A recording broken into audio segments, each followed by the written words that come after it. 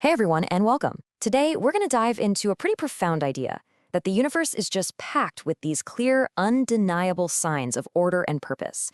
We're going to look at a few powerful verses that show this incredible contrast between all this cosmic evidence and, our very human tendency to just kind of look the other way. All right, let's get right to the heart of it. This quote, it just nails the central theme for today. On one hand, you've got the universe, which is basically screaming evidence at us. It's so clear, so structured. And on the other hand, there's us, humanity, just kind of hitting the ignore button. So where do we even start with all this evidence? Well, let's go right back to the beginning, to the very start of everything. This is kind of the first piece of this huge cosmic puzzle, a peek at the origin of space and time itself. Wow, what a powerful statement, right? This is so much more than just ancient poetry. It's pointing to a deliberate origin, an intentional act. Think about it. The idea that the heavens and the earth were once the single joined entity that was then pulled apart. You can't help but hear echoes of modern cosmology in that, can you? It sounds a lot like the Big Bang Theory. Okay, so let's break this down. You've got three huge ideas here, and one really critical question. First, a shared origin. Everything was once one. Second, an intentional separation, not some random event. And third, water as the source of all life, which, that's a fundamental truth of biology. But the real kicker, the punchline, is that final question. Then will they not believe? It totally reframes the problem. It's not about a lack of proof. It's about a refusal to connect the dots. All right, so we've been out in the vastness of the cosmos. Now let's zoom all the way in, right back to our own planet. The argument keeps building, but now it's on a much more, down-to-earth scale. We're literally looking at the ground beneath our feet. And what we find here is that the Earth itself is described as being built for us, like it's been engineered for life. The focus shifts to things that give us stability, things that guide us. Basically, all the stuff that makes life here even possible. And this is where it gets really cool because it shows the dual purpose of these things. The mountains, they're called stabilizers. And that's just fascinating when you think about modern geology, right? Plate tectonics, mountain ranges literally acting like anchors for continents. And the paths, they're both literal roads for us to travel on, but also symbolic signs pointing us toward meaning.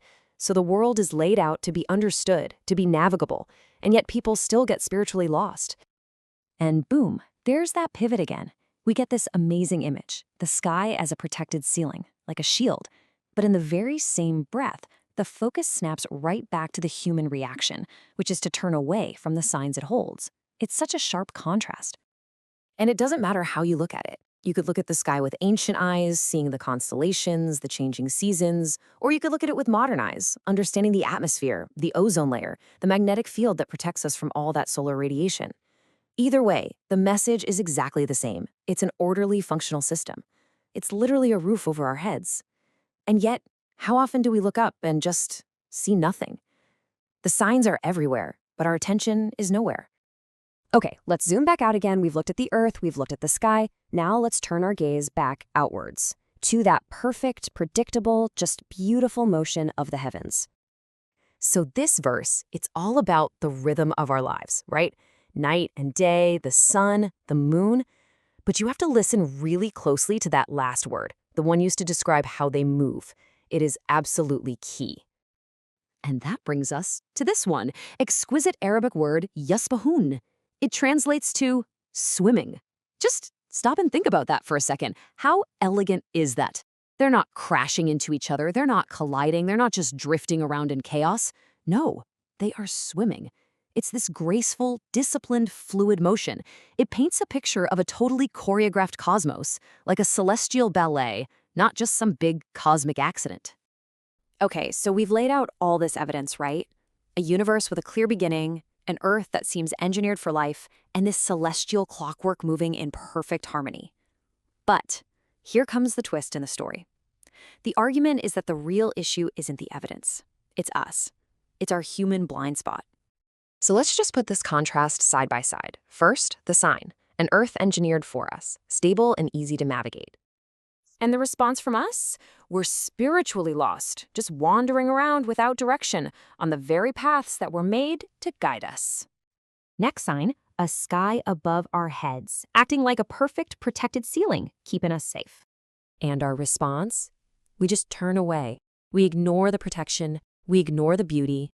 And this huge disconnect, that is the absolute heart of the message here. So you see, this reframes the whole conversation. It stops being about an intellectual debate or trying to find scientific proof. It becomes about something way more fundamental: our attention, our focus, and our gratitude. And really, it all boils down to these three powerful ideas. The argument here is that the cosmos, it isn't subtle with its signs. That life, it isn't just some random fluke. And all this magnificent order we see everywhere we look, well, that's not an accident either. And that leaves us with one final, very personal question.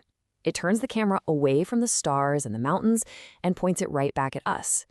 If the evidence really is everywhere, from the biggest galaxy down to the tiniest drop of water, then maybe the most important question isn't what's out there, but what are we choosing not to see?